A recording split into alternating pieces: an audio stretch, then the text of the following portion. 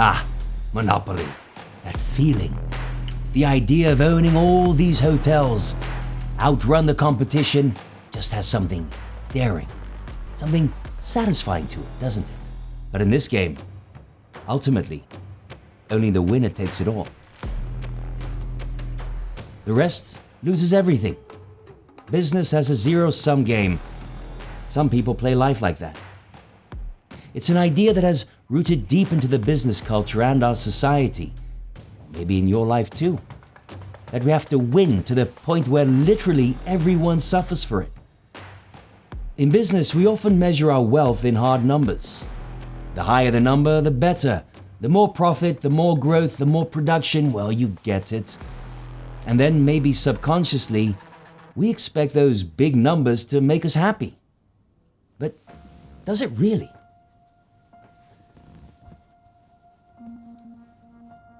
If you're young, that's an easy lie to believe in. But you, yes, you watching, I reckon you've experienced some success in your professional life, and you may have discovered that it's not that simple. The more wealth you gain, the less satisfactory. It can even become empty. Well, why is that? Because unlike a game of Monopoly, life doesn't just end when you win. If you play it like Monopoly, it will start feeling like you've been chasing that pot of gold at the end of the rainbow, and it vanishes every time you make it there. I'm here to tell you that there is a different way. A way to create true wealth and how that is connected to your well-being. But, excuse my bad manners, let me introduce myself. This is Surpassing Success, a video series for you to discover a fulfilling life and business. We exist to help you as a business professional, leader, or entrepreneur to make your life and business more purposeful, joyful, and rewarding. This episode is called The Truth About Wealth, Living a Fulfilled Life.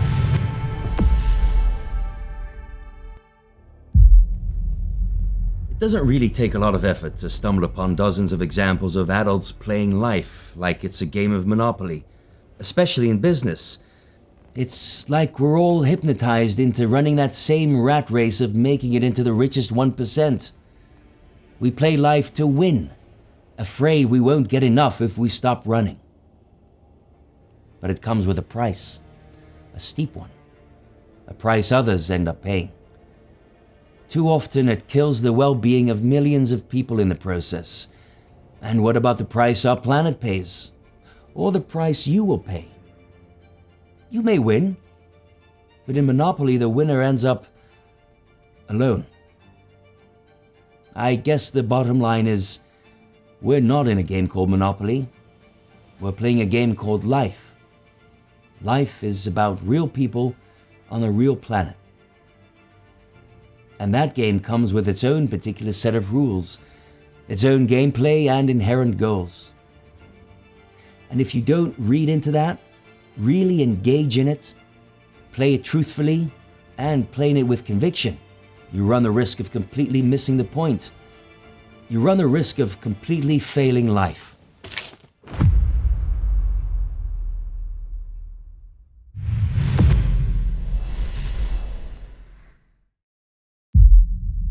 Well, that cleaned up nicely. Funny, right? How there's so much confusion about the purpose of our companies today. I love to do business, the true way, by creating something that is of value to all your stakeholders, something that actually solves your clients' needs, contributes to their well-being and the common good. That is the kind of business you can be proud of. Nowadays, too often, business seems to be about something else. Profit seems to have become the objective. It's the lie Monopoly is based on, that it's all about the money. But no one says it better than Simon Sinek. I like to think of money like fuel, right? And a car is the company, and the purpose is the destination, right? And if money is fuel, it makes the car go. You absolutely have to have money to make the company go. There is no dreaming big if you have no fuel. You can have the most beautiful car in the world, and yet if you got no fuel, it's pointless. but we don't own a car to buy fuel, right? We don't have companies simply for the money, right? It's the destination. You want to be able to go somewhere. Too many CEOs today seem to have it all backwards. They think of their company as a car, you know, with them behind the steering wheel. They think of the workers as the fuel in that car. And of course, the same goes for the environment, natural resources, suppliers, residents in the area, all fuel. And then they think about money as the goal. In fact, their whole vision on business is simply hijacked by that thought. But I've come to believe that the truth is actually the other way around. True wealth is what's left when all your money's gone. In fact, true wealth is found in creating well-being for others. Yes, let that sink in for a moment. So, what would happen if we would flip this paradigm, this lie around? What if the bottom line of doing business, and of living life for that matter, is not to gain, take, own all the riches in the world, but what if, instead, the central idea of doing business would be to make life flourish? To create an abundant life on every level. An abundant life for everyone involved.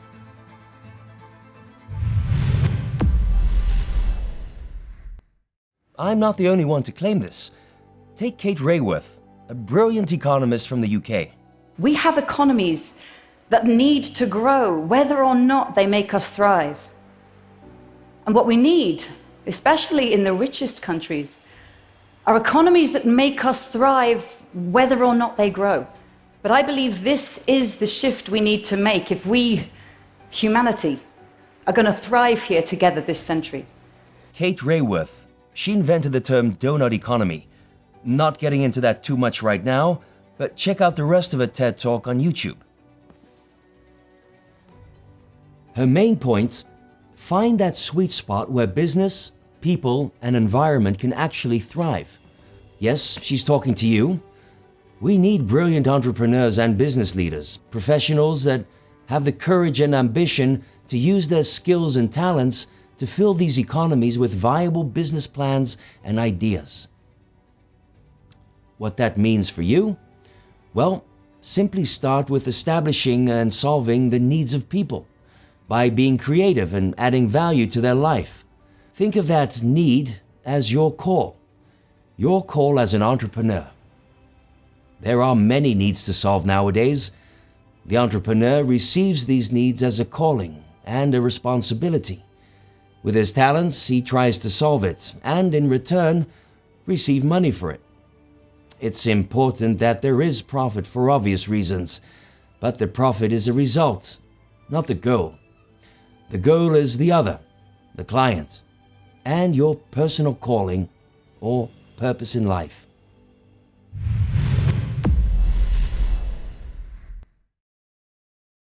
So maybe by now you might be thinking, well, that all sounds great, for a fairy tale at least. But that's just not how real life, how real business works.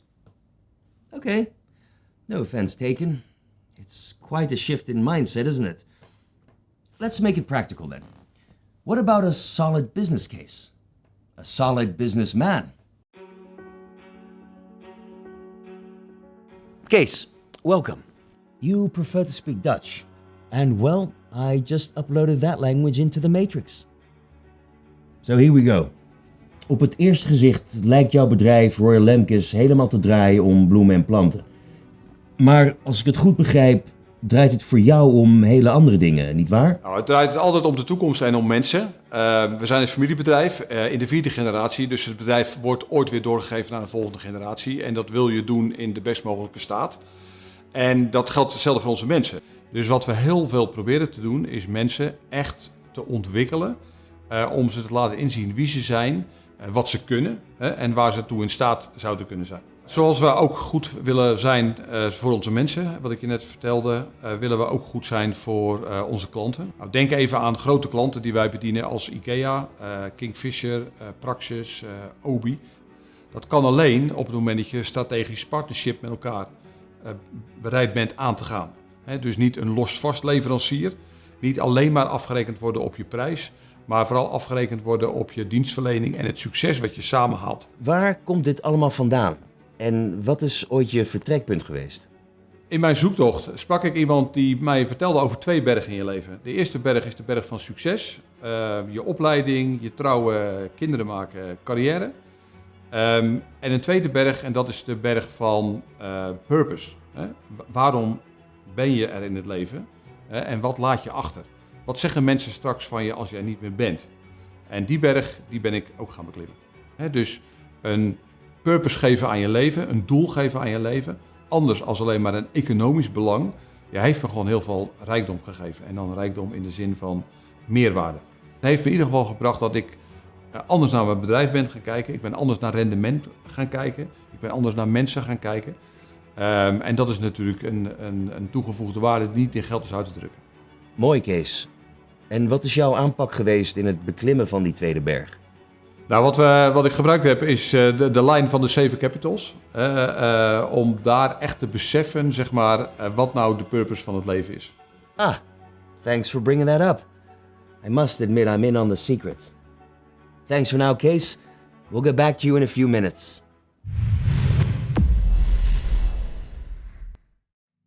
Correct me if I'm wrong. You like money. But ultimately, you found that it is far less important than your own well-being, the well-being of your clients and employees, and the world around you. But you may wonder, what does that look like in a company blueprint? Which KPIs to use? What goals to set? Okay, I've got a framework for you that I think you might like. It's called the 7 Capitals. A framework. I know, it's a bit theoretical. I know, a bit overwhelming sometimes. So we have a free ebook available, so you can always read up on it. For now, I say let's go. Remember, in Monopoly, it's ultimately about one form of capital, financial capital. I believe if you play the game called life, business should be about more forms of capital. We've identified 7 of them. You can see them as the assets of a company. Unlike other models in which financial capital is usually both the main goal and the thing that makes all else spin, these 7 forms of capital are all equally important in their own way. By properly managing them, you can create an abundant life on every level for everyone involved. So let's start with the obvious one. Financial capital. Important for your cash flow, investments, and continuity. There's also human capital. The individual as a person. His well-being, his authenticity, and everything he brings to the table. He's not just a resource, he's also the goal of what we do. There's relational capital, the connection with others, to society, the ecosystem you operate in, forms of cooperation and teamwork. Natural capital, the environment and the resources nature provides. Productive capital, creativity, intellect, talents, skills, and personality in your business. Manufactured capital. This includes the physical infrastructure, technology, and goods created by human activity, like buildings, machinery, and transportation systems. And spiritual capital. This is the spirit in the company culture, our values, virtues, and purpose, the way we think and act. Oftentimes, it's based on a strong spirituality, on your faith. These 7 forms of capital are supposed to be interdependent and reinforce each other, all at the same time. They should always be in sync, in balance. When the 7 capitals are in tune, they will greatly affect, even catalyze one another. If you let this framework do its job, let the 7 capitals grow equally, they will become forms of wealth that make life flourish. To create an abundant life on every level, for everyone involved.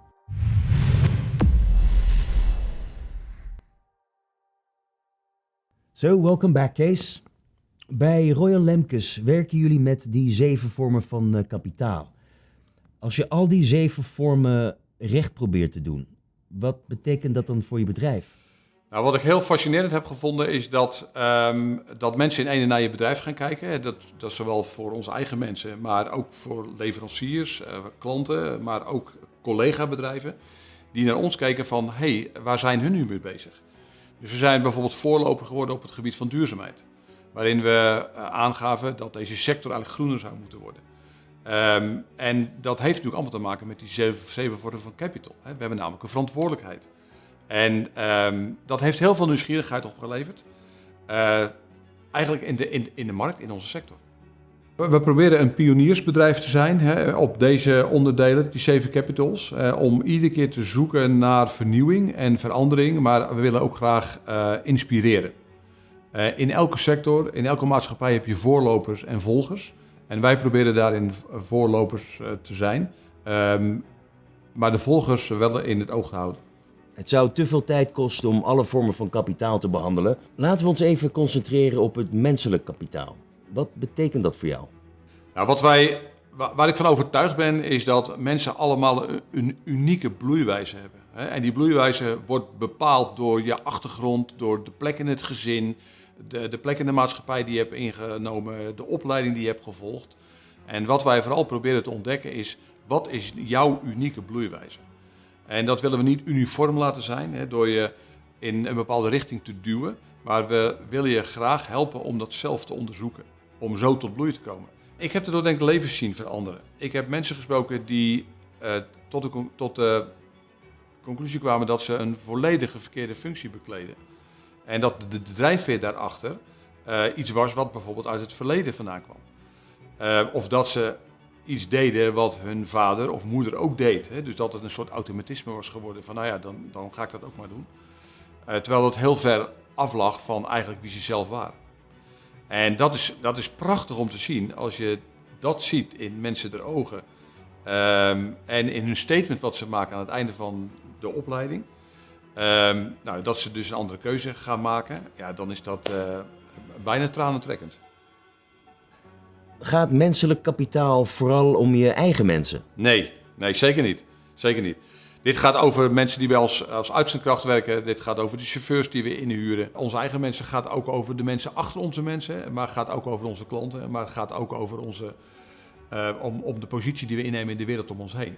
Zo voelen we ook een verantwoordelijkheid voor de sociale omgeving waar we hier in verkeren als bedrijf. We voelen een grote mate van verantwoordelijkheid voor iedereen die maar iets met ons bedrijf of ons product te maken heeft. Welk advies zou je ondernemers geven die de 7 Capitals een interessante gedachte vinden, maar die twijfelen of het voor hun haalbaar is? Ik zou zeggen, begin er gewoon mee. En adopteer 1 of 2 van die onderwerpen, voordat je denkt dat je ze alle 7 moet doen. Het gaat om de vervulling die je ziet in dat wat je doet en het enthousiasme wat het geeft aan je mensen, of aan je leveranciers, of aan je eigen leven. Wat je dan vanzelf wel weer de energie geeft om nog een volgende stap te maken naar de volgende capital. En toon lef. Een ondernemer die heeft een onderneming gebouwd omdat hij lef had. En mijn advies zou zijn, heb ook het lef om de tweede berg te beklimmen. That's just awesome, right? And Case is not the only one. A growing number of business leaders find ways to combine the 7 capitals into a business model that actually makes everyone involved thrive. Does it inspire you? Or does it feel way out of reach? I would understand the latter. A company like Case's isn't built overnight. It takes time. To climb a mountain is to take many steps. And your way to the summit? Well, it's not going to be straight and paved. How about you stop playing Monopoly and start playing the game of life properly? We need your courage and ambition, your skills and talents to create true wealth. And I promise you, through it, you will find the significance, the meaning we all long for. So I guess what I'm saying is, the world needs you. If you enjoyed this video and feel ready to dive deeper, we have a free ebook waiting for you. And if you're eager to apply the 7 Capitals model to your own company, download our practical toolkit. Both are available on our landing page, and I think you might really like them. Furthermore, if you're excited about exploring more episodes from Surpassing Success, we warmly invite you to visit our landing page or check out our YouTube channel. We'd love to see you there.